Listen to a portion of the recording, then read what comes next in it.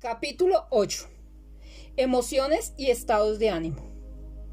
Hemos sostenido que si bien el lenguaje constituye a los seres humanos como el tipo de ser que somos, no podemos prescindir de otros dos dominios primarios en nuestra existencia. La prioridad que le asignamos al lenguaje no desconoce que este no es el único dominio relevante para comprender el conjunto del fenómeno humano. Además del lenguaje, reconocemos el dominio del cuerpo y el dominio de la emocionalidad. Si bien los fenómenos de cuerpo, de la emocionalidad y del lenguaje no pueden ser reducidos a un dominio diferente del que ellos mismos constituyen, no es menos cierto que ellos establecen entre sí relaciones de coherencia y por lo tanto lo que acontece en uno de ellos condiciona lo que sucederá en el otro. Posturas físicas, emocionalidad y lenguaje se comportan entre sí de manera congruente y se influencian mutuamente. Lo anterior tiene al menos tres implicaciones. La primera guarda relación con la necesidad de explicar las condiciones que aseguran la mencionada coherencia. Ella no puede ser dada por sentada, como si no necesitara de una explicación. En otras palabras, no podemos considerar obvio o simplemente natural el que estos tres dominios mantengan entre sí relaciones de coherencia. Es necesario mostrar por qué ello sucede y cuáles son los mecanismos a través de los cuales se produce la influencia de un dominio fenoménico sobre otro. La segunda implicación guarda relación con el hecho de que, de existir tal coherencia, ello abre la posibilidad de utilizar cualquier dominio para referirse a los otros dos. En otras palabras, cabe traducir los fenómenos de un dominio en fenómenos correspondientes a los otros. En la medida en que posturas físicas, emocionalidad y lenguaje se corresponden, podemos acceder a cada uno a través de los demás. Este proceso de traducción lo llamamos reconstrucción.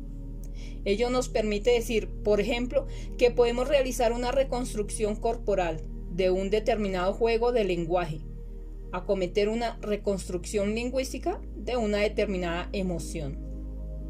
La tercera implicación remite al hecho de que más allá de la posibilidad anteriormente aludida de la traducción o de la reconstrucción, la coherencia de estos tres dominios abre un espacio importante de diseño e intervención. Dada tal coherencia, nos cabe esperar que las transformaciones producidas en un determinado dominio se traduzcan en modificaciones en los demás. Existe, por lo tanto, todo un campo de intervenciones indirectas a través de las cuales, por ejemplo, una modificación emocional puede perfectamente modificar nuestras conversaciones y nuestra postura física. Esta tercera implicación tiene a la vez su lado negativo. En razón de la relación de coherencia entre estos tres dominios primarios, por un lado, las posibilidades de intervención se expanden, pero por otro lado, también se limitan. Este aspecto posee una gran relevancia en la práctica del coaching ontológico y en sus condiciones de eficacia. A menudo, cambios en uno de los tres dominios no logran conservarse, debido a la presión de coherencia que proviene de los otros dos. Ello obliga muy frecuentemente a intervenir simultáneamente en los tres dominios para asegurar que las transformaciones producidas en uno de ellos se encuentren con cambios que les sean coherentes en los otros. No basta, por ejemplo, con inducir un cambio en el tipo de conversaciones que una persona tiene si la emocionalidad en la que se halla es aquella que es coherente con las conversaciones del pasado. De no intervenirse simultáneamente en la emocionalidad, el cambio en las conversaciones corre el peligro de no conservarse y por lo tanto de ser efímero. Los seres humanos nos constituimos como tales en nuestra corporalidad, en nuestra emocionalidad, en nuestra capacidad de lenguaje. Tenemos cuerpo, emocionalidad y lenguaje, y en el tenerlos, como en las experiencias que ellos generan, estos tres dominios fenoménicos son irreductibles entre sí, independientemente de la posibilidad de reconstruirlos o de intervención indirecta. De allí que los llamemos dominios primarios. La emocionalidad en nuestra concepción tradicional. El tema de las emociones ha sido difícil de tratar en nuestra concepción tradicional de los seres humanos. a partir del supuesto de que estamos conformados por sustancias diferentes y separadas entre sí, a saber, la mente y el cuerpo. Nuestra concepción tradicional de los seres humanos no ha sido capaz de decidir dónde se sitúan las emociones. ¿Son ellas un fenómeno corporal? ¿Son mentales? ¿Dónde las podemos localizar? La mayoría de las respuestas a estas preguntas han sido insatisfactorias. Los fenómenos emocionales han estado ocurriéndose durante un largo tiempo. Una de las formas en que nuestro sentido común ha tratado este dilema ha sido hablando de las emociones como asuntos del corazón. Al utilizar esta metáfora, se encontró una especie de terreno intermedio. Se admitió que las emociones no surgen de la cabeza, donde se suponía que reside la mente. En cambio, se supuso que eran fenómenos más elevados que otros fenómenos corporales. No obstante, nuestra concepción tradicional nos veía como seres racionales, siguiendo la ya apuntada interpretación propuesta por Descartes hace más de 350 años. Tal como ya lo examináramos, esta posición considera al comportamiento humano como racional y las razones de la mente son la clave para darle sentido a la acción humana. Desde el comienzo, sin embargo, hubo reacciones contrarias a esta concepción del ser humano, especialmente en cuanto al papel asignado a nuestras emociones, los así llamados asuntos del corazón. Blaise Pascal, filósofo francés contemporáneo de Descartes, nos advirtió que el corazón tiene sus razones que la razón desconoce. Le cœur a ses raisins que la raisins no connaissent point. Pero a pesar de la advertencia, el cartesianismo se convirtió en nuestra forma predominante de comprender el fenómeno humano. Sostenemos que para comprender la acción humana debemos prestar cuidadosa atención a nuestra vida emocional. Postulamos que nuestras emociones son determinantes básicas de lo que podamos o no lograr en los dominios del trabajo, aprendizaje, sociabilidad, espiritualidad, etc. Nuestra vida emocional es un factor crucial en cada esfera de la acción humana. La distinción entre estados de ánimo y emociones. Cuando hablamos acerca de nuestra vida emocional, lo que hemos venido llamando emocionalidad, podemos hacer una distinción entre dos clases de fenómenos: los estados de ánimo y las emociones. Esto parece ser, a veces, una distinción muy sutil, puesto que en algunos casos es difícil separar los unos de las otras. Cada vez que experimentamos una interrupción en el fluir de la vida, se producen emociones. A estas, por lo tanto, las asociamos con los quiebres, esto es, con interrupciones en nuestra transparencia. Al actuar, siempre lo hacemos dentro de un determinado espacio de posibilidades. Cuando un suceso nos conduce a modificar significativamente las fronteras de este espacio de posibilidades, cuando nos vemos conducidos a variar nuestro juicio de lo que podemos esperar en el futuro, hablamos de un quiebre. Un quiebre siempre implica un cambio en nuestro espacio de posibilidades. Lo que antes creíamos posible puede no serlo ya, y lo que antes suponíamos improbable o incluso imposible puede tornarse probable o posible repentinamente. Cada vez que juzgamos que nuestro espacio de posibilidades ha cambiado, sea positiva o negativamente, estamos enfrentando un quiebre. Tomemos un ejemplo. Cuando estamos conduciendo un auto, suponemos que hay ciertas acciones que están dentro del margen normal de posibilidades. Las luces del semáforo pueden cambiar de verde a rojo. El auto se detiene si apretamos el freno. Hacemos andar el auto al efectuar un cambio de marcha y acelerar, etc. Esto es lo que llamamos el flujo normal de conducir, y a menudo lo hacemos de manera transparente, sin prestarle casi atención. Todas estas acciones están plenamente contempladas cuando manejamos un auto y no existen cambios emocionales asociados a ellas. Imaginémonos ahora que, al observar que la luz del semáforo cambia a rojo, apretamos el freno y el auto no se detiene. Si esto sucede, diríamos que se interrumpió el flujo normal del conducir. Lo que era posible en el curso normal de los acontecimientos se ha quebrado y ha surgido un nuevo espacio de posibilidades. Si el auto no se detiene cuando apretamos el freno, aparece la posibilidad de un accidente. Cada vez que hay un cambio dentro de nuestro espacio de posibilidades se generan emociones. Tomemos otro ejemplo. Un cliente nos llama para informarnos que han aceptado nuestra oferta y que firmarán un contrato que consideramos muy importante para el futuro de la empresa. Este hecho hace que nuestro horizonte de posibilidades cambie. El futuro que tenemos por delante es ahora diferente. Nuevas emociones nos embargan, felicidad, optimismo, excitación, etc. La emoción, por lo tanto, es una distinción que hacemos en el lenguaje para referirnos al cambio en nuestro espacio de posibilidades a raíz de determinados acontecimientos, sucesos, eventos, acciones. Cuando hablamos de emociones, por lo tanto, podemos señalar las circunstancias particulares que las generan. Podemos identificar los acontecimientos que gatillan las emociones.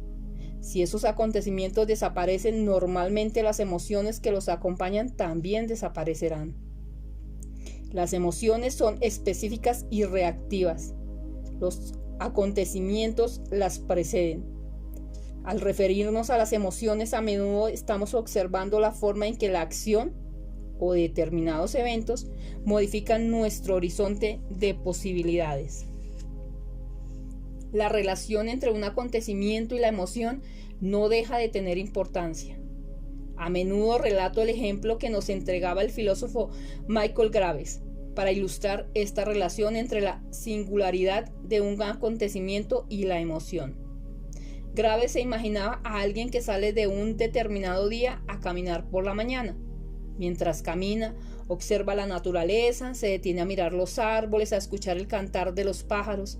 A lo lejos se escucha también el ruido de un río que corre entre unas rocas.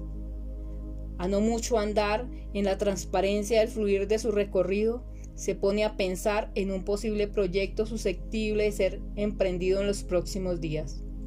Se siente contento, optimista. El proyecto lo excita.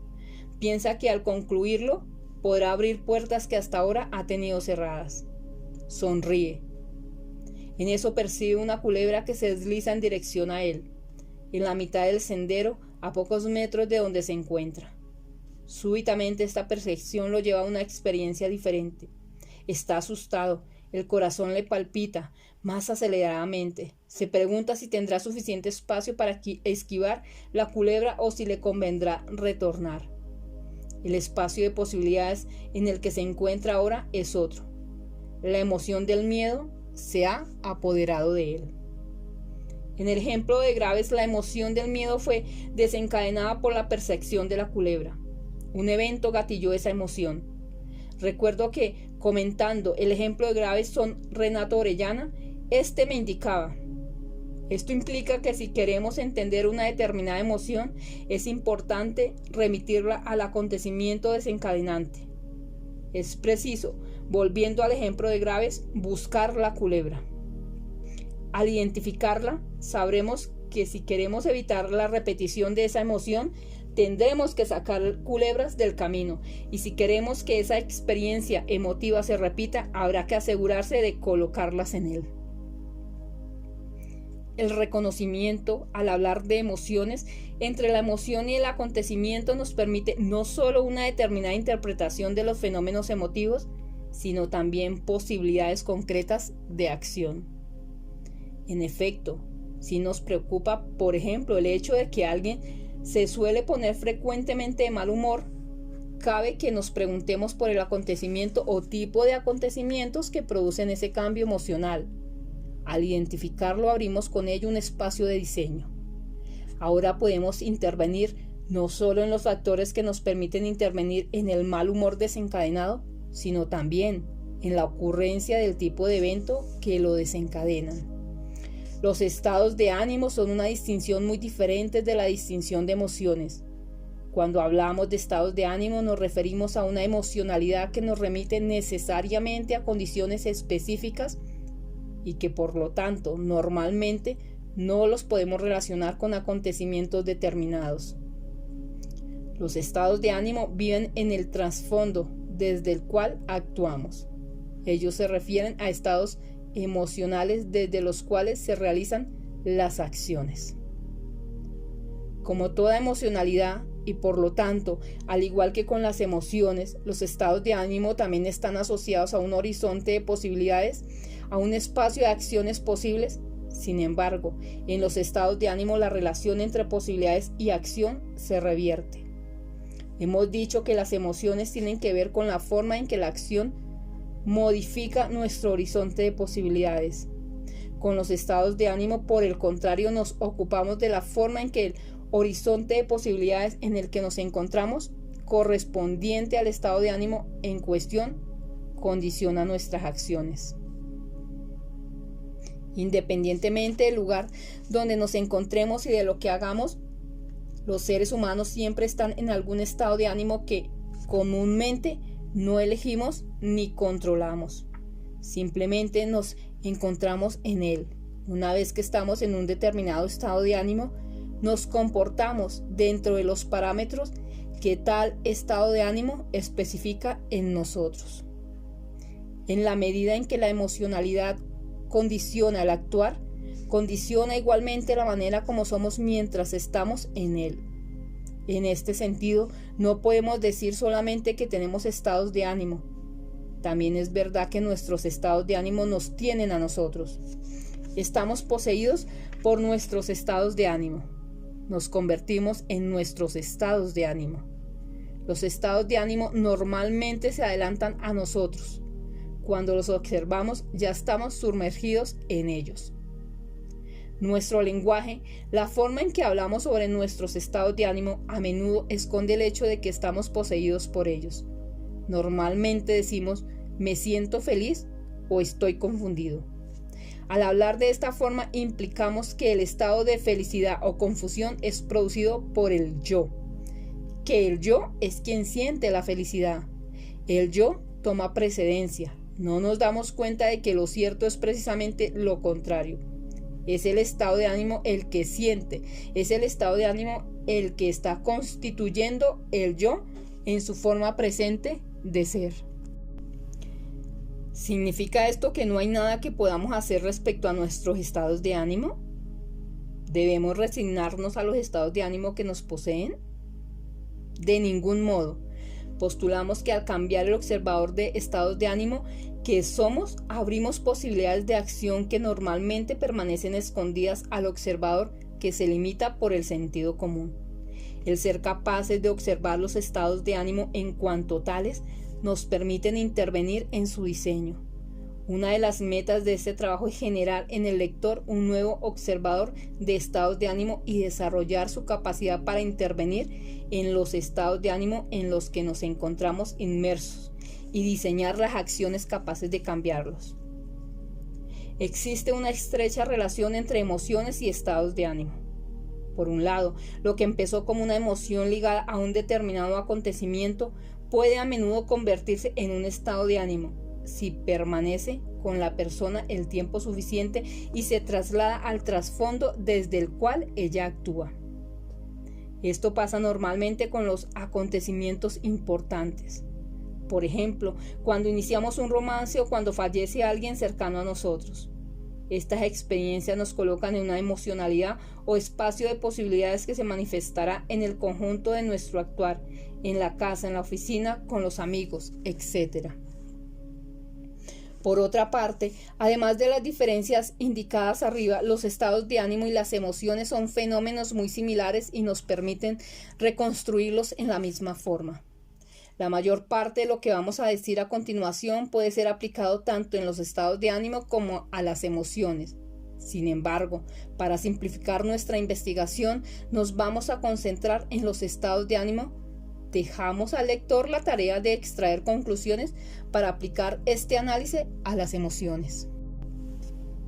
Los estados de ánimo son constitutivos de la existencia humana.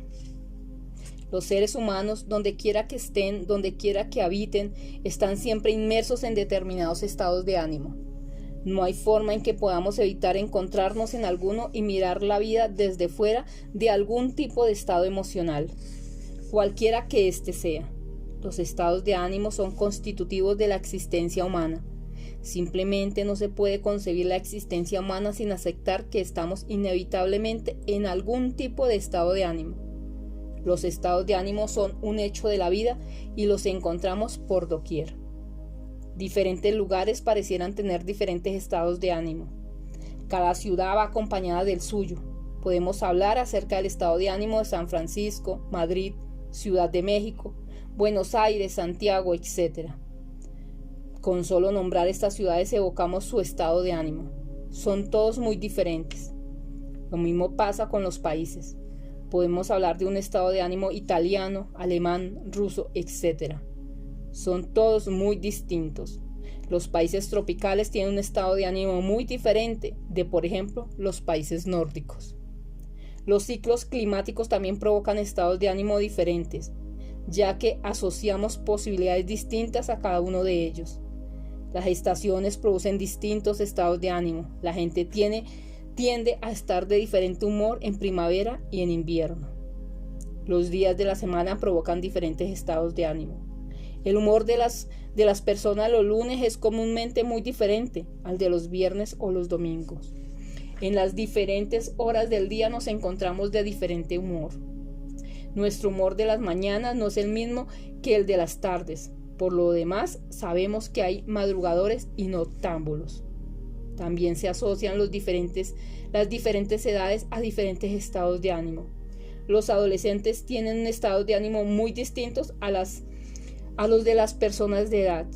Finalmente, también podemos hablar de los estados de ánimo de los diferentes periodos históricos.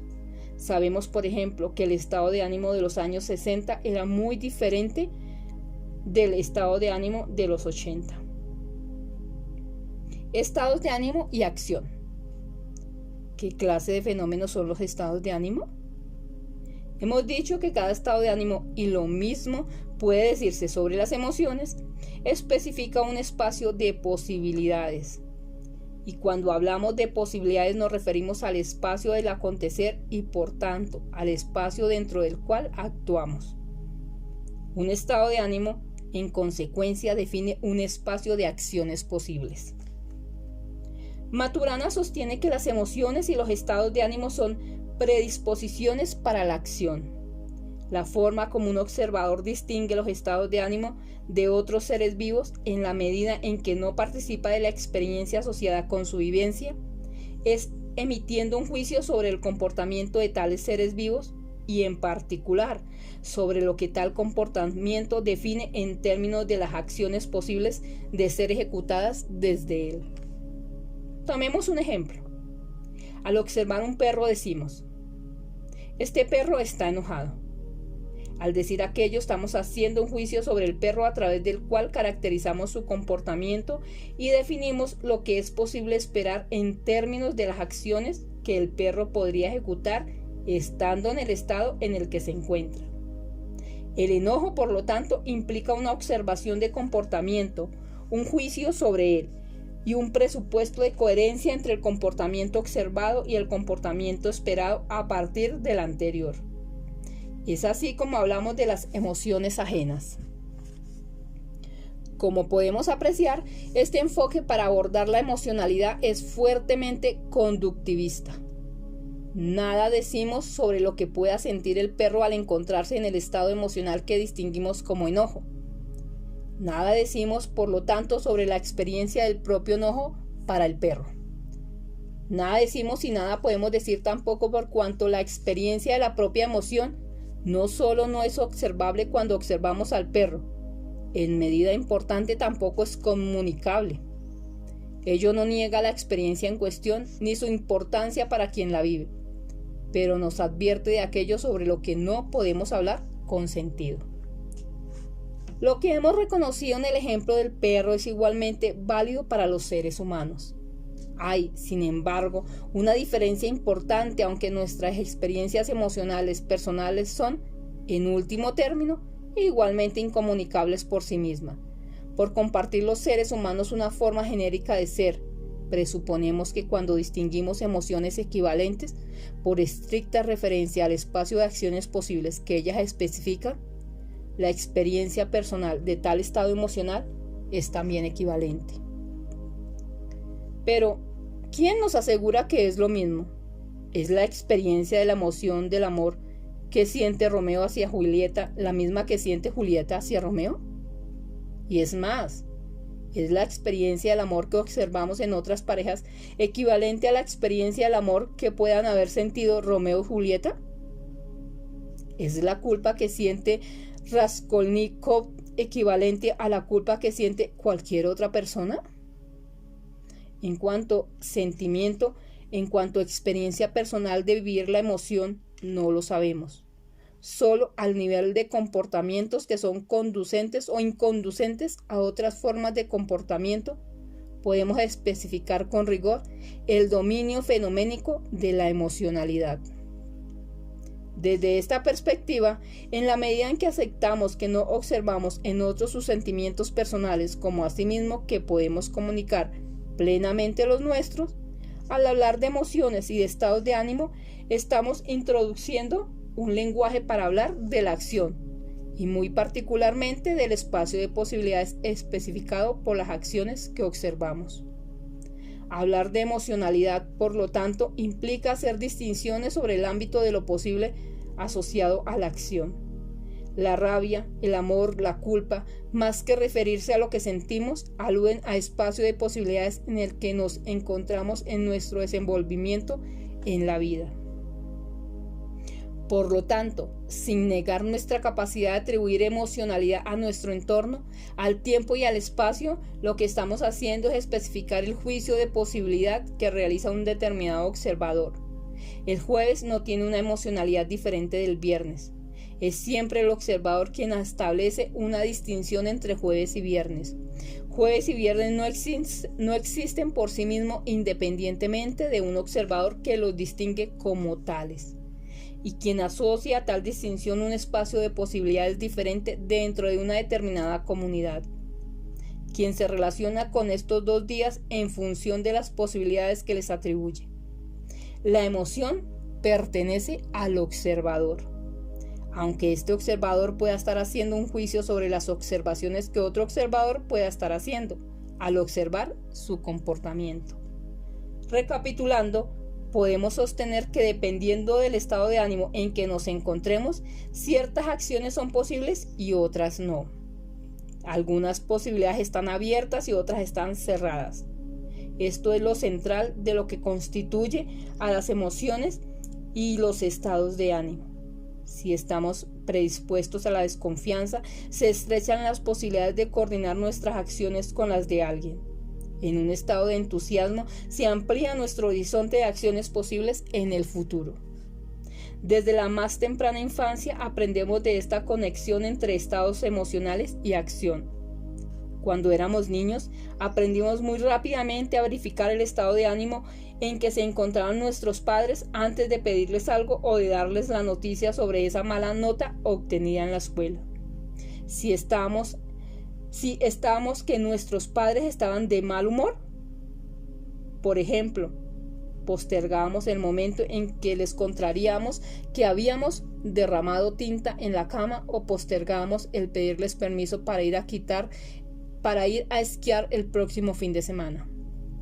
Al hacer esto, reconocíamos que las acciones que seguirían como consecuencia de entablar esa conversación con ellos serían muy diferentes según el estado de ánimo en que se encontrasen. Los estados de ánimo no solo condicionan las acciones posibles o no posibles de realizar, también condicionan la forma en que efectuaremos esas acciones. Los deportistas saben esto muy bien, sus estados de ánimo determinan su desempeño y ellos saben que si los cambian puede cambiar también lo que podrían lograr. Cuando queremos coordinar una acción con otra persona, debemos preguntarnos si el estado de ánimo de esa persona es conducente o no a la proyectada acción.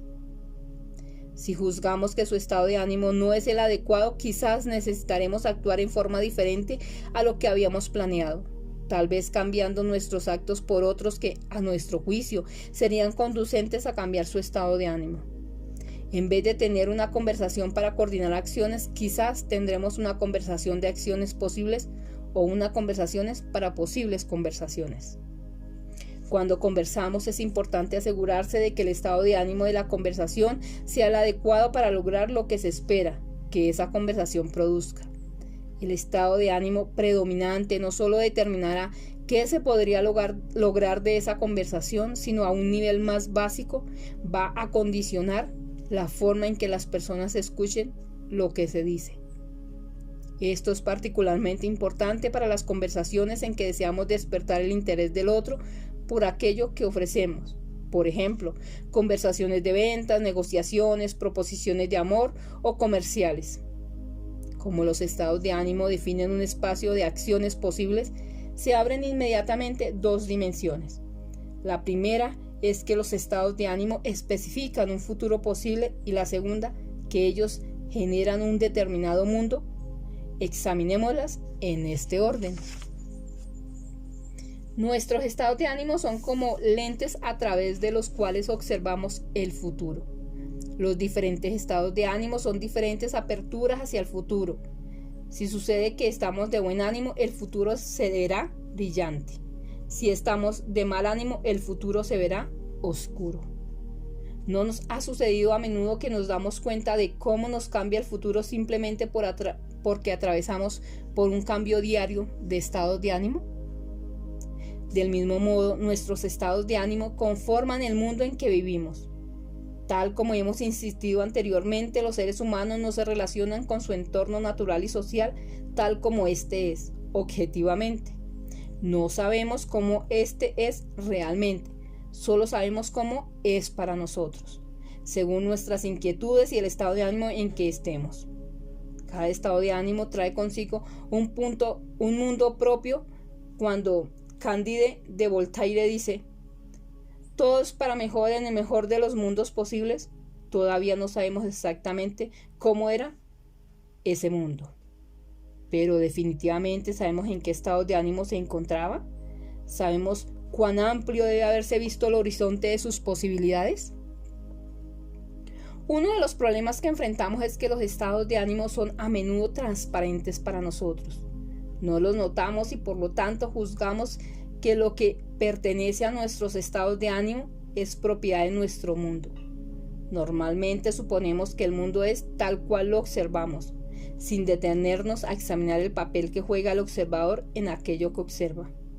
Si sucede que estamos de mal ánimo, juzgamos que todo lo que nos rodea es negativo. Si estamos de buen ánimo, todo es positivo. Normalmente no nos damos cuenta de que estas características positivas y negativas no pertenecen al mismo mundo, como algo separado de nosotros, sino al observador que somos según el estado de ánimo en que nos encontremos. No estamos insinuando que, puesto que somos nosotros los que coloreamos el mundo con tonalidades positivas y negativas, la forma en que éste se muestra sea independiente del acontecer del mundo o simplemente irrelevante. Muy a menudo puede ser muy comprensible que veamos el mundo en términos negativos o positivos. Si logramos un ascenso o un aumento de sueldo, es muy razonable que nuestro estado de ánimo sea optimista. Estamos ampliando nuestras posibilidades futuras y nuestro mundo se ve más brillante. Pero aún en estas circunstancias es importante admitir que nuestro mundo reside en el estado de ánimo en que estemos. Si cambia el estado de ánimo, el mundo también cambiará con él. Dos dominios complementarios de observación de los estados de ánimo. Hemos sostenido que la existencia humana reconoce tres dominios primarios: los dominios del cuerpo, de la emocionalidad y del lenguaje. Hemos dicho que estos representan dominios fenoménicos irreductibles en el sentido de que los fenómenos que corresponden a cada uno no permiten su reducción a un dominio diferente sin que ello implique la disolución del fenómeno del que se procura dar cuenta. Hemos postulado también que a pesar del carácter irreductible de estos tres dominios, ellos mantienen entre sí relaciones de coherencia y que, en razón de ello, cabe la posibilidad de reconstruir los fenómenos de un dominio en términos de los fenómenos de cualquiera de los otros dos. Como asimismo cabe también la posibilidad de intervenir indirectamente en un dominio particular al intervenir en los otros. Esto significa, por lo tanto, que podemos observar los fenómenos emocionales y actuar sobre ellos desde los dominios del cuerpo y del lenguaje. Esto es lo que examinaremos a continuación. Iniciaremos nuestra indagación a partir del dominio primario del cuerpo. Lo haremos, sin embargo, estableciendo una distinción entre dos dominios diferentes al interior del dominio del cuerpo. Hablaremos por un lado del dominio de la biología y por otro lado del dominio de la corporalidad. Clarifiquemos la distinción que estamos haciendo entre estos dos subdominios en que dividimos el dominio del cuerpo, la biología y la corporalidad. Llamamos biología al dominio de los componentes y relaciones que constituyen nuestra estructura biológica. La manera en que estamos usando la distinción biológica se refiere a la forma en que nuestros diferentes componentes biológicos se comportan y se relacionan entre sí para producir la unidad biológica que somos. Lo que está en juego aquí es el comportamiento de nuestros componentes biológicos. Cuando hablamos de biología, por lo tanto, estamos señalando lo que sucede a nivel de los sistemas nervioso, digestivo, circulatorio, etc. Estamos examinando, por ejemplo, diferentes condiciones hormonales o diferentes configuraciones genéticas. Cuando hablamos de la corporalidad, estamos en otro dominio de observación. Lo que está en juego aquí es el comportamiento físico de un individuo, de la unidad biológica como un todo. La forma en que esta unidad se sitúa físicamente en su entorno y las relaciones físicas que establece con las entidades que constituyen ese entorno. Estamos usando la distinción de la corporalidad para referirnos a nuestra forma de gesticular, nuestras posturas corporales, la forma en que un individuo se mueve en su entorno, etc. Los dominios de la biología y de la corporalidad están relacionados. Lo que pasa a nivel biológico condiciona lo que ocurre a nivel corporal y viceversa. Pero a pesar de su interconexión, siguen siendo dominios de observación diferentes y utilizamos diferentes conjuntos de distinciones para referirnos a ellos. Observando los estados de ánimo desde el subdominio de la biología. Debemos admitir que lo que llamaríamos la biología de los estados de ánimo está en pañales y muchos de nuestros conocimientos podrían cambiar al surgir nuevos descubrimientos. Sin embargo, informes de investigación recientes sugieren, por ejemplo, que existe un nexo muy fuerte entre la conformación del cerebro y la actividad de los lóbulos frontales y las emociones y estados de ánimo de las personas. Específicamente, los resultados muestran que las personas que tienen mayor actividad en el área frontal izquierda del cerebro que en la derecha tienden a tener un carácter más positivo y optimista. Por ejemplo, reaccionan más alegremente frente a personas y situaciones. Por otra parte, las personas que tienen más actividad en la corteza frontal derecha rehuyen los encuentros con otras personas y se afectan negativamente con mucha facilidad frente a las dificultades. Se ha informado que son muchas las situaciones que causan felicidad a quienes pertenecen al primer grupo y estos son normalmente seres sociables y chispeantes. Tienen un fuerte sentido de autoconfianza y se ven a sí mismos como involucrados con el mundo en forma gratificante. Su melancolía contraparte prosigue el informe, ve el mundo como plagado de dificultades, tensiones y amenazas. Fácilmente sospechan de la gente y se consideran incapaces de manejar bien su mundo. Tienden a ver catástrofes en las cosas más pequeñas. El Dr. Richard Davidson de la Universidad de Wisconsin ha encontrado este tipo de conformación cerebral en niños de apenas 10 meses. Estas conformaciones permitieron predecir cuáles niños de 10 meses llorarían cuando sus madres abandonaran la habitación por un minuto. La investigación mostró que todos los niños que lloraban tenían una actividad frontal derecha aumentada. Los que no lloraron tenían más actividad en el lado izquierdo. Otros métodos de investigación han demostrado que pacientes a los cuales se les ha extirpado quirúrgicamente el lóbulo frontal derecho han registrado cambios significativos de personalidad después de haberlos practicado la operación quirúrgica. Ellos se tornan más afectuosos y les molestan menos los acontecimientos negativos. Estos descubrimientos son coherentes con el planteamiento del neurólogo ruso A.R. Luria. Este observó que las actividades del lóbulo frontal izquierdo contribuye a detener una emoción desagradable una vez que ésta se ha iniciado. Un daño a ciertas áreas de esta zona, observó, hace que los pacientes queden más proclives a obsesionarse con acontecimientos perturbadores. Esto no significa, sin embargo, que haya una sola dirección causal entre conformación cerebral y estados emocionales. No significa que nuestra conformación cerebral sea el determinante de nuestros patrones emocionales. También es posible cambiar nuestra conformación cerebral interviniendo a nivel de nuestras emociones y estados de ánimo. Si uno aprende a controlar mejor sus sentimientos negativos, dice el Dr. Davison, podría ocurrir que también haya aprendido a activar el lóbulo frontal izquierdo. La manera en que la biología se relaciona con nuestros estados de ánimo va más allá de esta relación entre conformación del cerebro y estados emocionales. Por una parte, sabemos que muchas otras alteraciones biológicas, además de los patrones de nuestro lóbulo frontal, pueden producir cambios emocionales. Los desequilibrios hormonales a menudo producen cambios de estados de ánimo y estos cambios pueden a su vez modificarse a través de medicamentos químicos. Esto ha sido bien documentado en casos de depresión. Las drogas son un buen ejemplo de cómo las personas afectan sus estados emocionales al producir una perturbación química en su estructura biológica.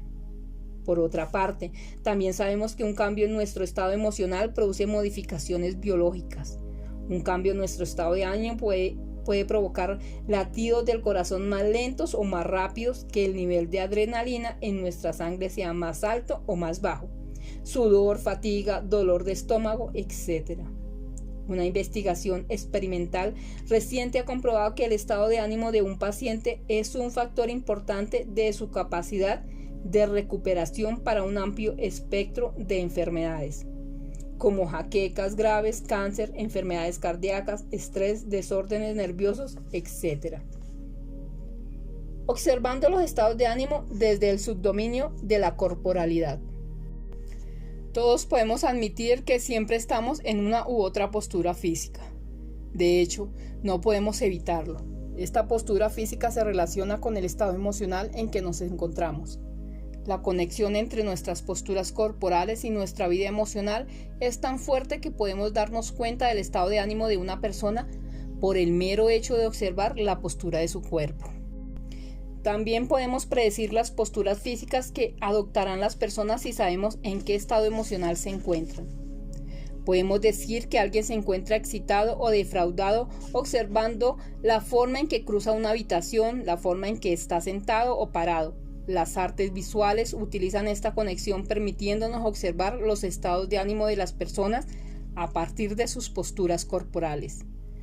Al mirar, por ejemplo, El Pensador de Rodin, podemos descubrir su estado de ánimo. Asimismo, cuando observamos La Pietà de Miguel Ángel, podemos describir el estado de ánimo de María. Los retratos de Goya son un excelente ejemplo de lo que señalamos, pues nos revelan magistralmente cuánto nos dice la corporalidad sobre los estados emocionales de los seres humanos. Los actores también sacan provecho de la conexión entre posturas corporales y estados de ánimo. Pensemos en Greta Garbo, Humphrey Bogart o Jess Lynn, la forma en que cada uno se movía o sus posturas daban vida a distintos estados de ánimo. Cuando cambian nuestros estados de ánimo, comúnmente también lo hacen nuestras posturas corporales. Lo interesante es que muchas veces, cambiando nuestra postura corporal, podemos también cambiar nuestro estado de ánimo. Un ejemplo claro de esto es el efecto del ejercicio físico. Salir a caminar, trotar, jugar tenis u otras prácticas físicas como el bailar o el yoga son nuestro estado de ánimo. En un nuevo estudio, el Dr. Richard Davison y el Dr. Paul Ekman de la Universidad de California en San Francisco muestran la relación existente entre determinadas formas de sonreír, la actividad cerebral y la emocionalidad correspondiente. De 18 tipos de sonrisas diferentes, una de ellas, la llamada sonrisa Duchenne, por el neurólogo francés del siglo XIX, Benjamin Amand Duchenne, logra activar la región izquierda anterior de la corteza cerebral a la vez que produce sensaciones de alegría y deleite. La sonrisa Duchenne se caracteriza por comprometer dos importantes músculos de la cara, el zygomaticus mayor, que va desde las mejillas a la esquina de los labios, y el orbicularis oculi, que está alrededor de los ojos. Lo que los investigadores descubrieron es que cuando se los solicitaba a los sujetos de su experimento que sonrieran, comprometiendo estos dos músculos, se producía la mencionada activación en la corteza cerebral y generaban la sensación de la alegría. Por lo tanto, al intervenir al nivel de la corporalidad, intervenían indirectamente al nivel tanto de la biología como al nivel de la emocionalidad. En un estudio diferente complementario del anterior, el Dr. Davison señala, refiriéndose a una mujer, sujeto en dicho estudio, que cuando se le pedía que pusiera sus músculos faciales en expresión de tristeza, ella rompía en llanto. Nuestras posturas físicas no son inocentes. Cada vez que adoptamos una cierta postura física, declaramos una forma particular de ser. La forma en que nos ubicamos en el mundo, la forma en que nos paramos y movemos en el mundo, denota la forma en que enfrentamos el mundo. Si se desea cambiar la posición en la vida, es necesario cambiar también nuestras posturas físicas.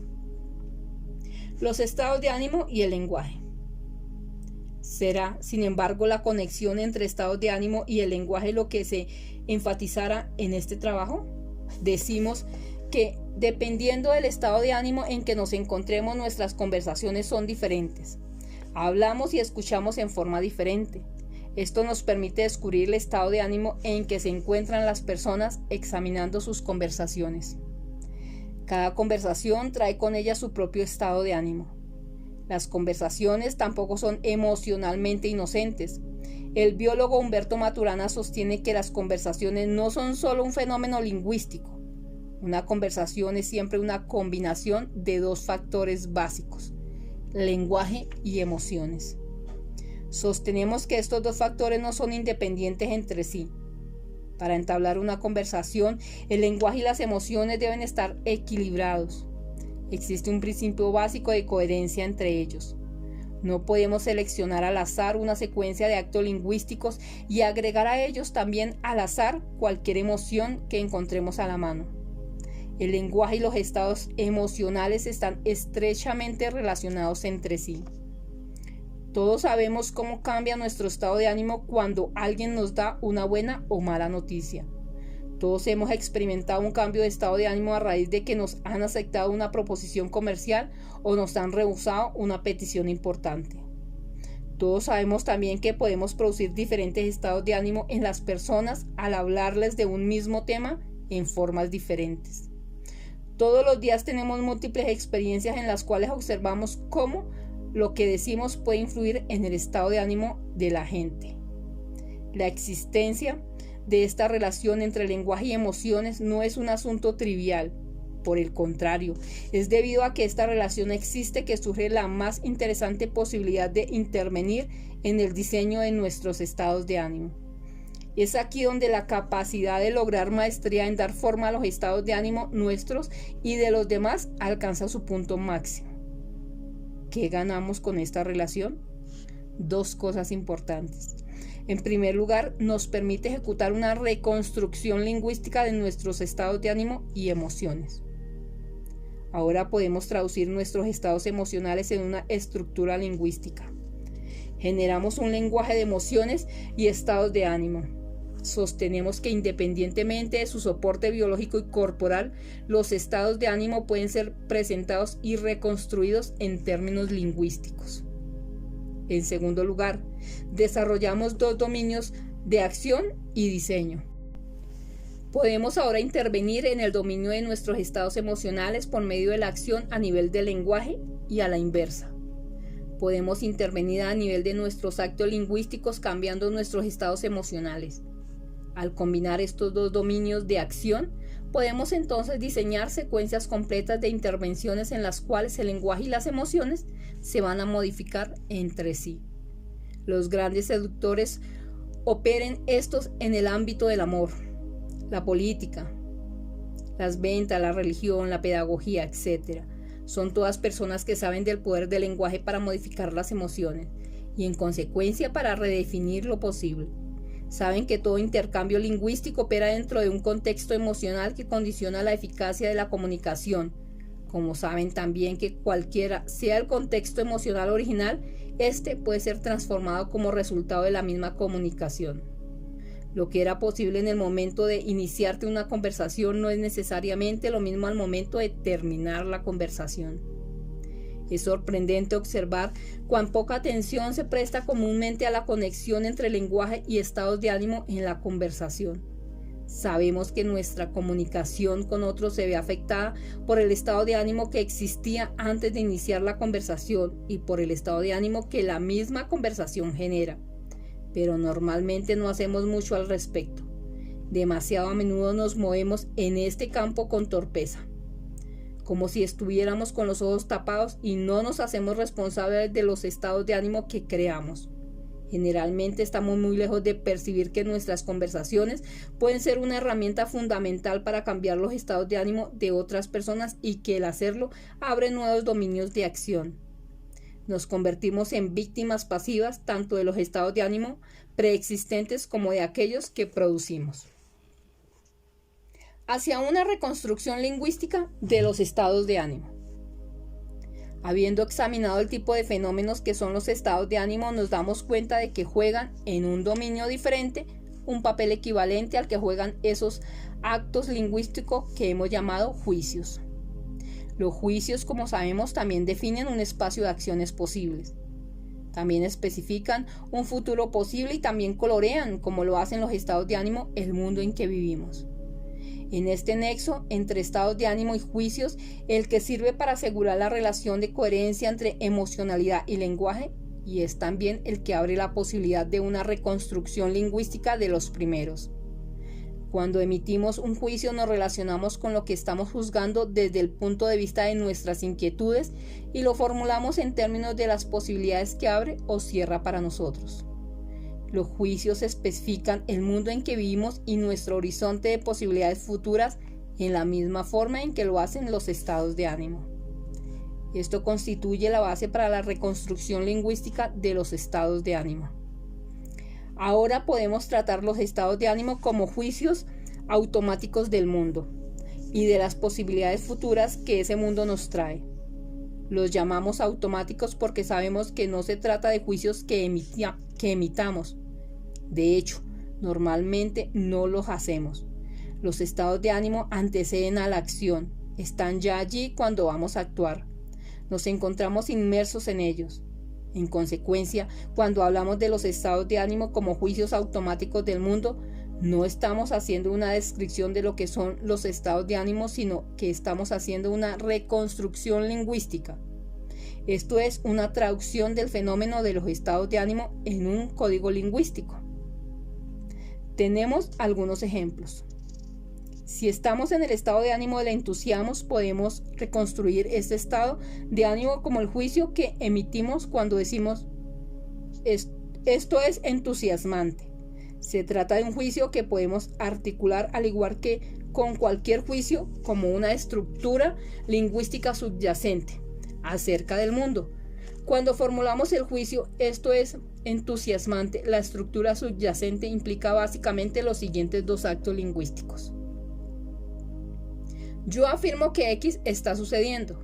Yo juzgo que X va a ampliar mis posibilidades en el futuro. Esta misma estructura es una reconstrucción lingüística válida para el estado de ánimo del entusiasmo. Por lo tanto, el entusiasmo es el estado de ánimo que puede ser lingüísticamente reconstruido como la estructura lingüística subyacente cuando emitimos el juicio de que algo es entusiasmante. La manera de nombrar nuestros estados de ánimo no es arbitraria. Crea inmediatamente la conexión entre estados de ánimo y juicios, haciendo posible esta reconstrucción lingüística. ¿Necesitamos algo más para reconstruir lingüísticamente el estado de ánimo del entusiasmo? Decimos que no. Esta estructura da cuenta de él en su totalidad. En realidad, cuando juntamos estos dos actos lingüísticos, generamos el estado de ánimo del entusiasmo. Lo que es interesante en esta estructura lingüística es que nos ofrece las pautas básicas para generar o disolver un estado de entusiasmo. Si deseamos generarlo, debemos asegurarnos de que se produzcan estos dos actos lingüísticos. Si queremos disolverlos, debemos asegurarnos de que esos juicios no se emitirán.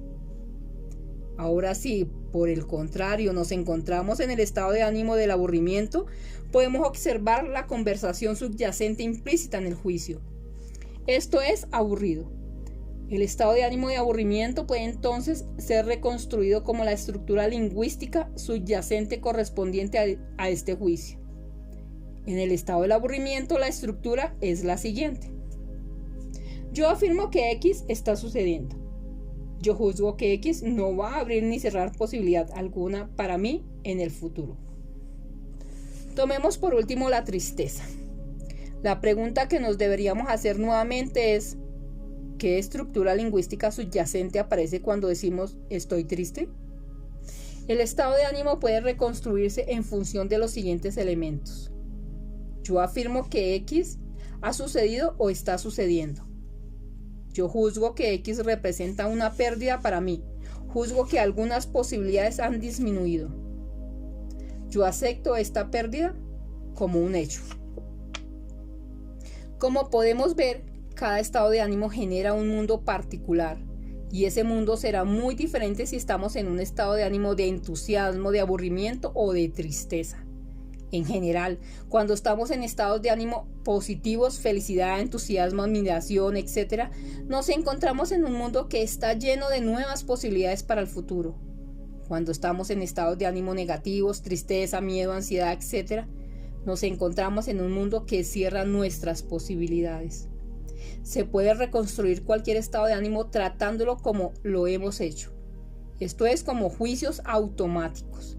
Aunque podamos establecer una correspondencia entre estados de ánimo y juicios, lo contrario no es siempre posible.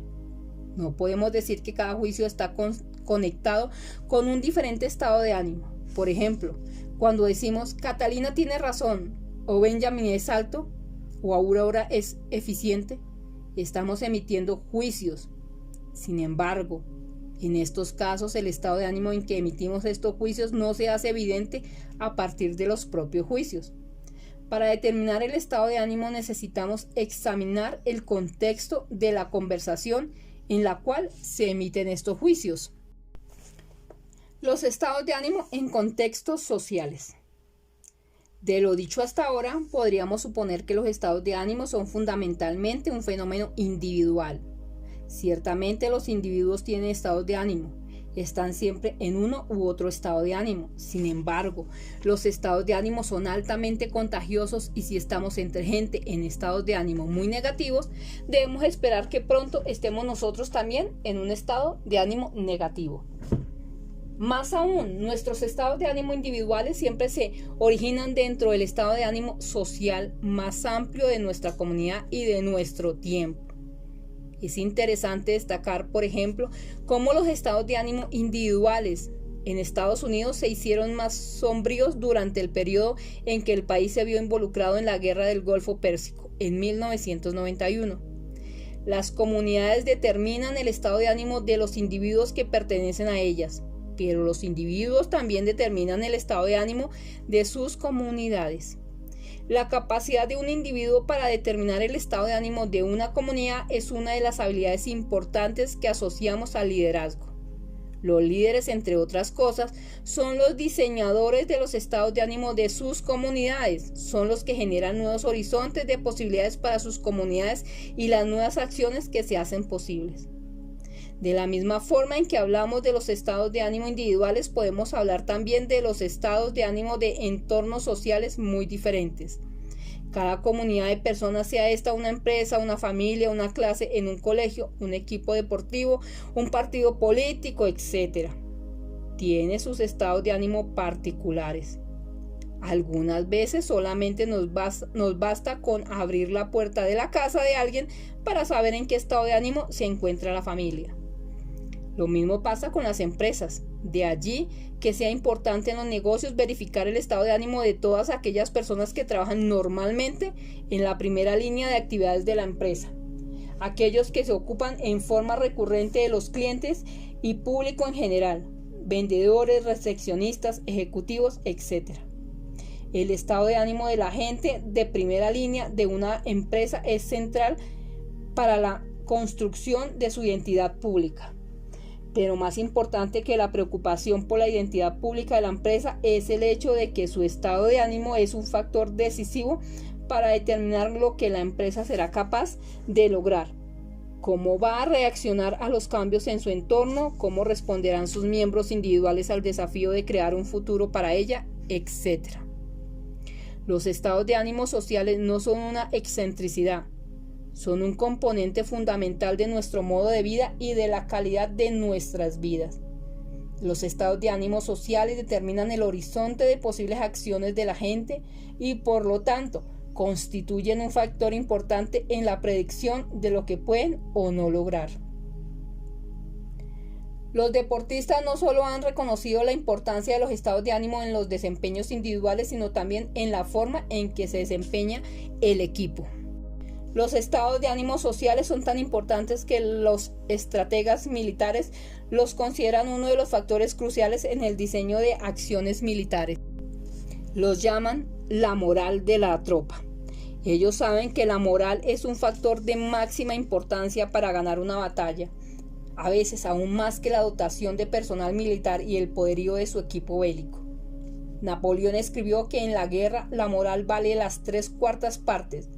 El equilibrio entre la fuerza de los individuos y de los materiales solo valen la 1/4 parte restante. Conocemos la importancia de los estados de ánimo para moldear el comportamiento económico. Los economistas han establecido hace ya mucho tiempo la relación existente entre las expectativas de los agentes económicos, el espacio de posibilidades desde el cual operan y por lo tanto sus estados de ánimo, y el desempeño económico de una nación. Esto puede observarse muy claramente en las fluctuaciones que tienen lugar en la bolsa de comercio, que constituyen un buen indicador del estado de ánimo general del país. También conocemos la importancia de los estados de ánimo en el terreno político. El estado de ánimo fue el punto crítico de la derrota política de Jimmy Carter en los Estados Unidos, como lo fue en el éxito que posteriormente tuvo Ronald Reagan. Se pueden movilizar políticamente los estados de ánimo sociales y convertirlos en fuerzas históricas importantes. El poder de Hitler fue construido en su mayor parte capitalizando el profundo resentimiento con que quedó el pueblo alemán después de la firma del Tratado de Versalles a fines de la Primera Guerra Mundial. El reciente colapso del socialismo en los países de Europa Oriental fue en gran medida la consecuencia de la expansión de un estado de ánimo generalizado de frustración. Los revolucionarios de los más variados colores siempre han reconocido la importancia de los estados de ánimo del pueblo. El poder que ellos alcancen reside principalmente en su capacidad para movilizar esos estados de ánimo en su propio favor. ¿Podemos hacer algo con los estados de ánimo? Hasta ahora hemos visto la importancia de los estados de ánimo para la vida de los individuos. También hemos visto las consecuencias de la capacidad de las personas para generar estados de ánimo conducentes a lo que desean lograr. La mayoría de nosotros, sin embargo, somos arrastrados por los estados de ánimo en que nos encontramos y por los estados de ánimo que nos rodean, ya sea en el hogar, en el trabajo, en nuestra comunidad, etc.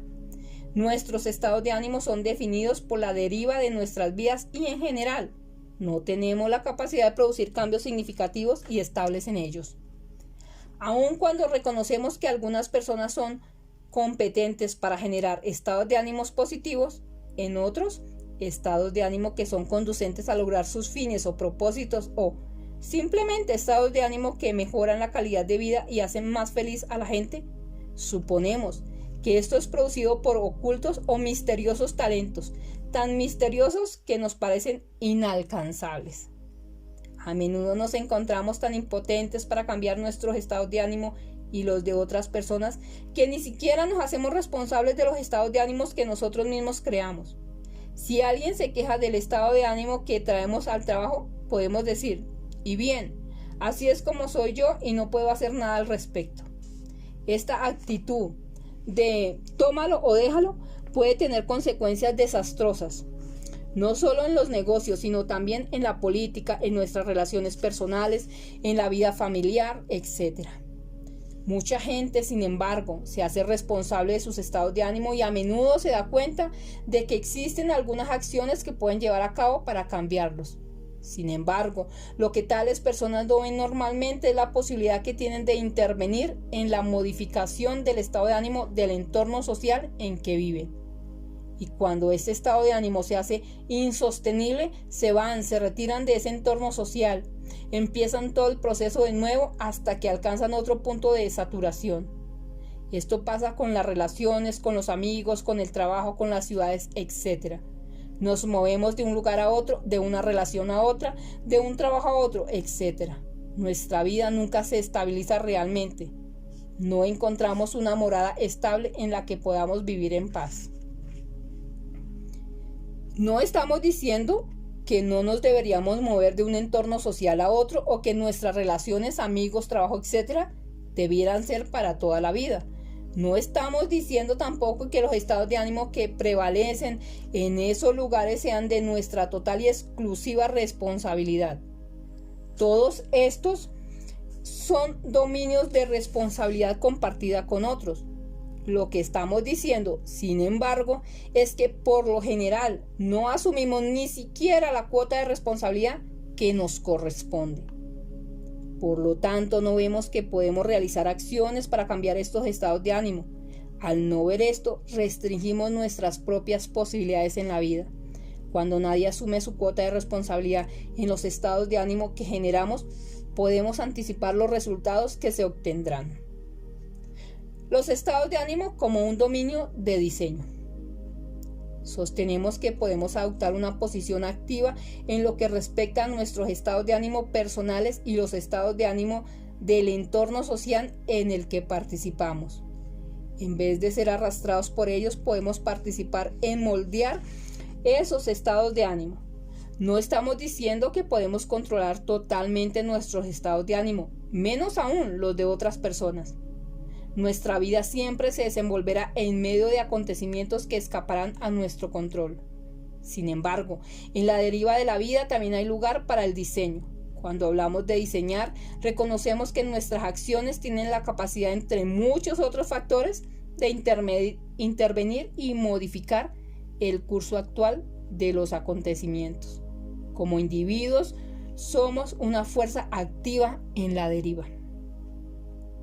Consideramos a los estados de ánimos como un dominio particular de diseño.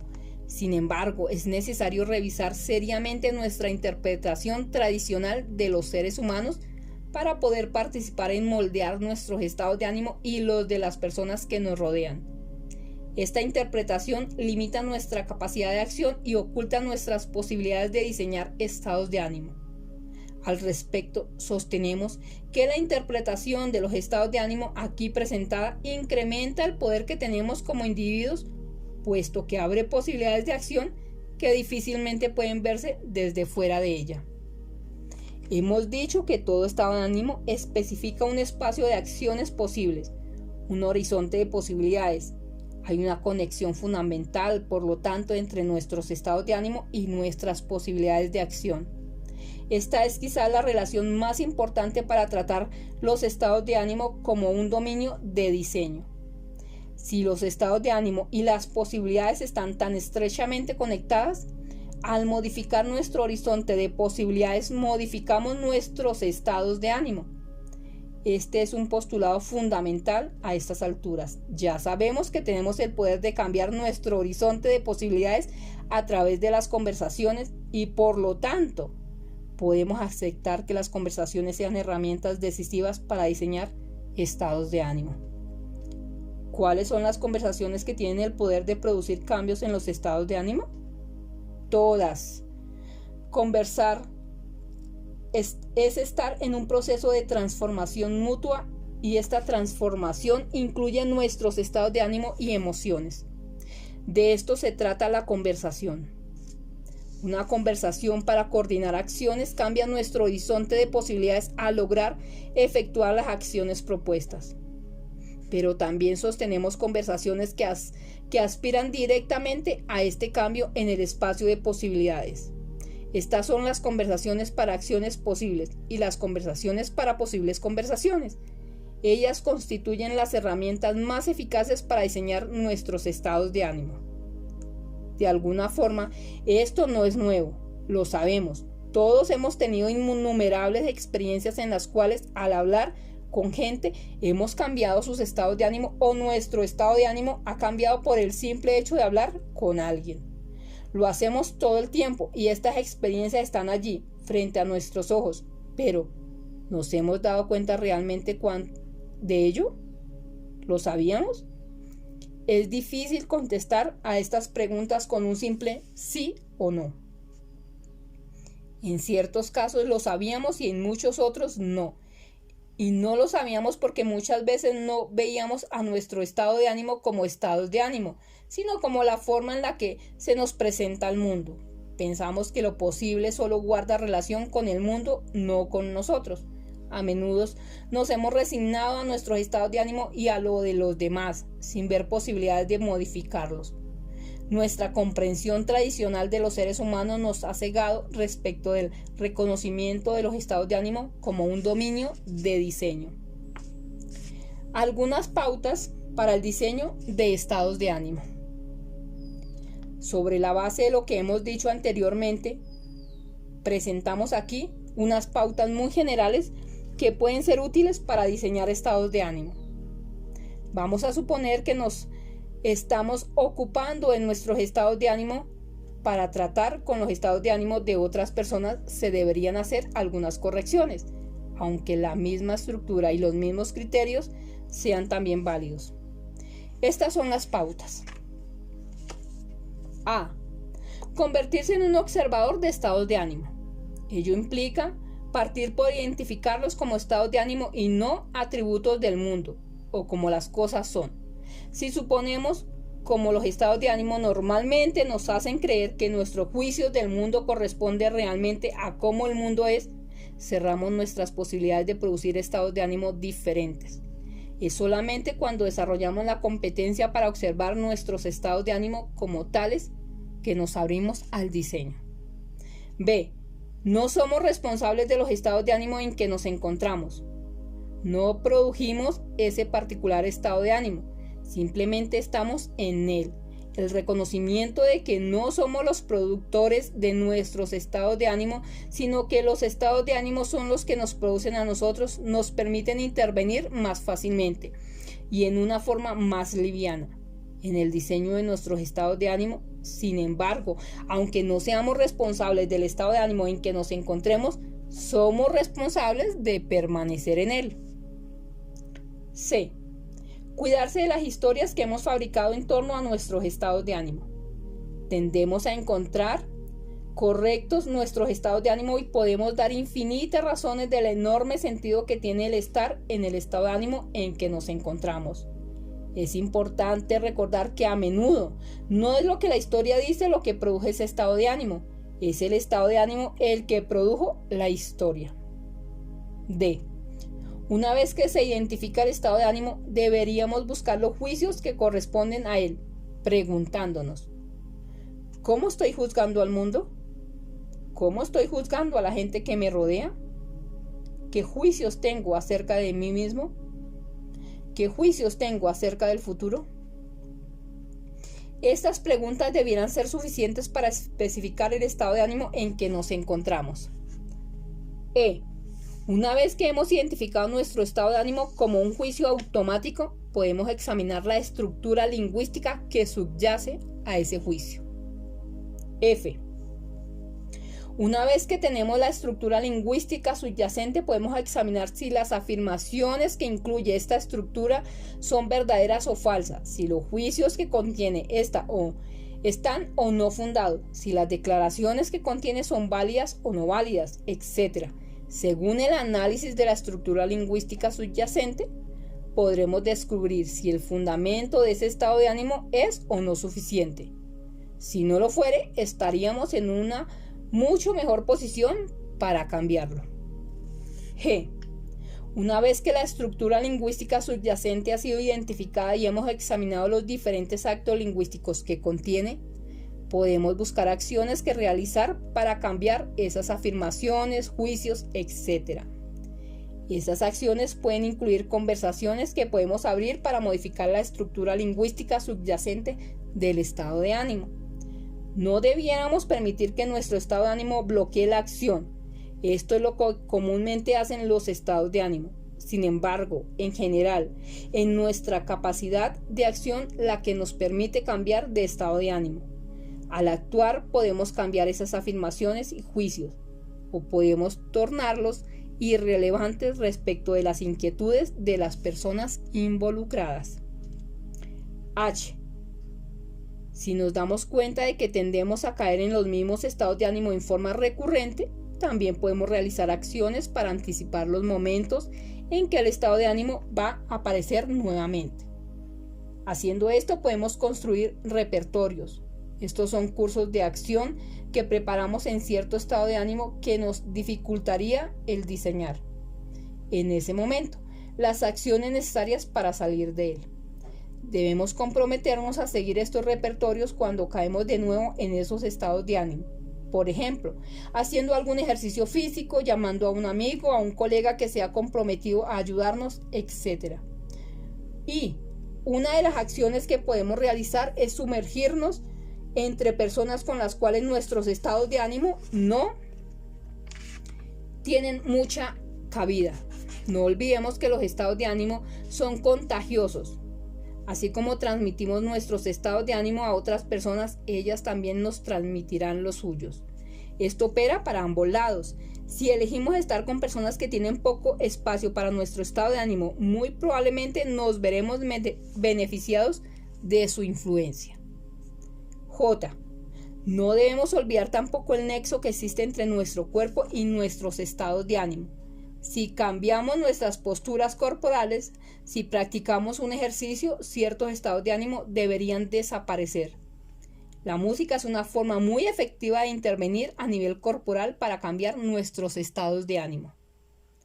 K.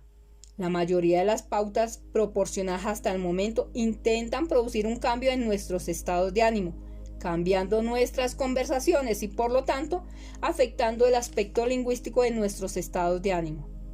Esta línea de acción tiene límites. Si sucede que nuestro estado de ánimo se debe a una condición biológica, el cambiar nuestras conversaciones puede resultar insuficiente en algunos casos. Si así fuere, también existe la posibilidad de actuar en una forma que nos permita intervenir directamente a nivel de nuestra biología, como sucede cuando el médico nos receta algún medicamento que altera las bases biológicas de nuestra emocionalidad. L.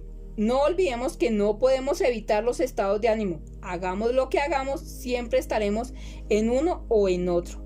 No hay nada malo en estar en un estado de ánimo.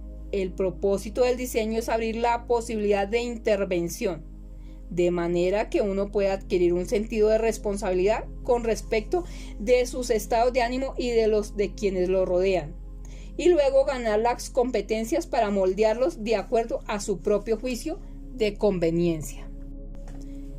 Kairos. Breve comentario sobre el tiempo humano. Un rasgo característico de esta fase de la historia que llamamos modernidad, que se extiende desde comienzos del siglo XVII hasta nuestros días, ha sido el sustentar una concepción del tiempo que lo concibe como lineal, continuo y homogéneo. Dos factores parecen haber contribuido a generar esta concepción.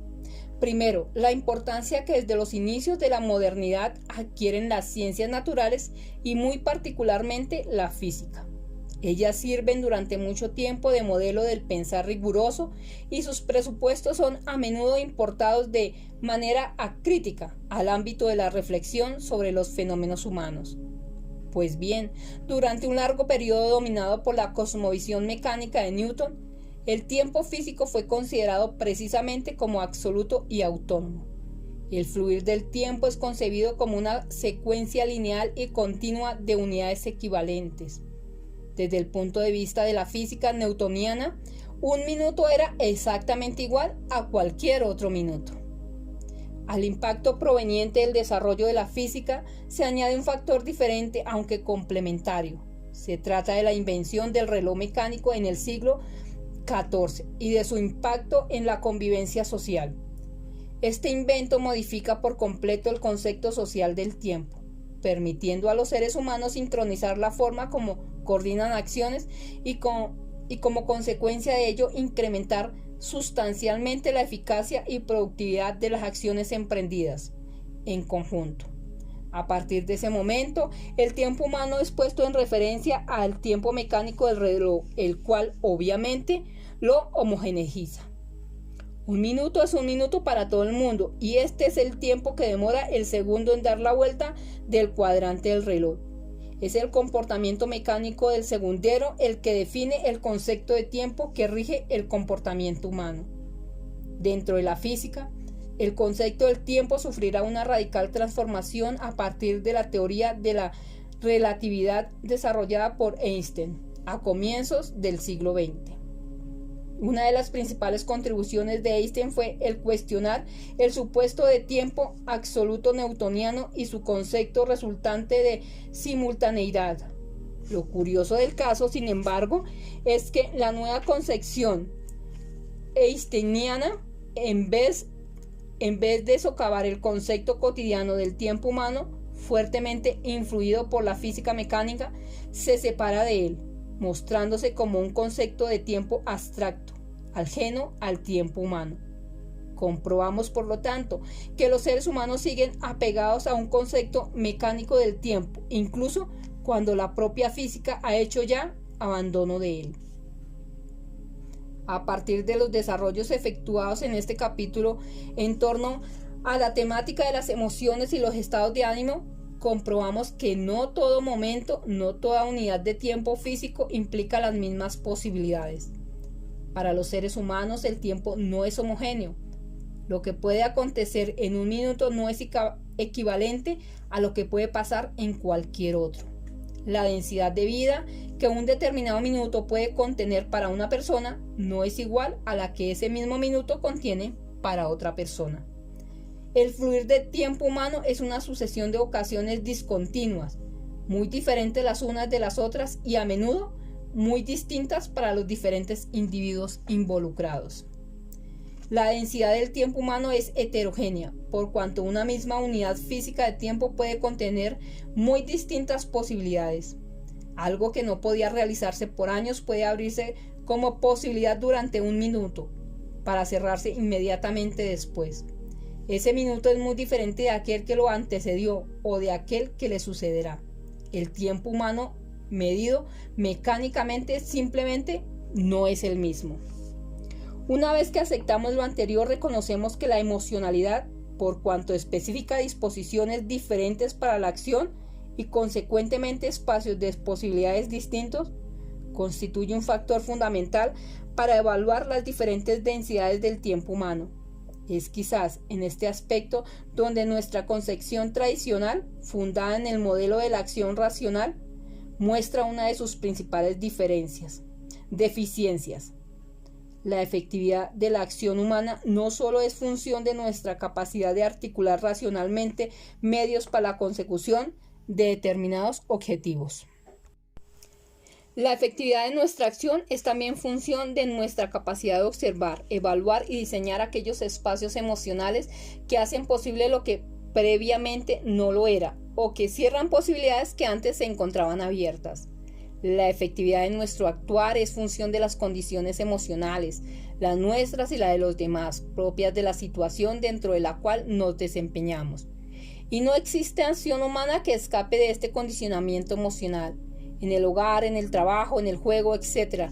Lo que podremos realizar, lo que nos sea posible alcanzar, dependerá en medida importante de las condiciones emocionales existentes.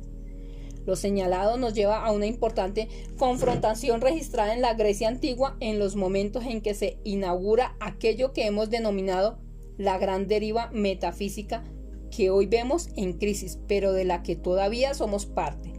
Los griegos, anteriores a los padres de la metafísica, Platón y Aristóteles, habían reconocido el carácter heterogéneo del tiempo humano y tenían un término a través del cual daban cuenta de ello.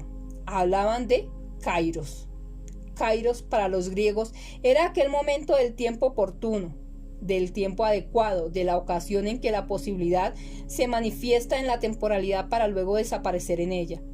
A través del kairos se reconocía que el valor de una acción se realiza en el tiempo y que no todo tiempo es igual. A veces se actúa demasiado temprano, otras veces demasiado tarde, pero también algunas veces se actúa en el tiempo justo o correcto. Para referirse a este último, los griegos acuñaron el término de kairos. Kairos era un término habitualmente utilizado por los atletas para referirse a aquel momento en el que se les daba la oportunidad de realizar una determinada acción. En el deporte del tiro al arco, por ejemplo, se lo utilizaba para referirse a la apertura u oportunidad para disparar, al cilindro por el cual la flecha tiene que pasar en su trayectoria hacia el objetivo. El mismo término también era usado por los corredores de carros de caballos para referirse a aquel momento en el que se les abría un espacio para adelantar a su contrincante. Durante buena parte de la carrera, los corredores sabían que no podían sino mantenerse atrás de aquel que había tomado la delantera, pero muchas veces surgían momentos en los que se producía una apertura, una oportunidad para acelerar los caballos y pasar adelante, y tales momentos los llamaban kairos. En una segunda acepción como kairos, el término se asociaba al arte del tejido en el oficio del telar. Con él se hacía referencia a aquel momento crítico en el que el tejedor debe tirar del hilo a través de la brecha, apertura, que se abre momentáneamente en la urdimbre de la tela que se teje. Gorgias, uno de los grandes sofistas y por tanto blanco reiterado de la crítica de los metafísicos, incorpora el término kairos como distinción central de su teoría de la retórica.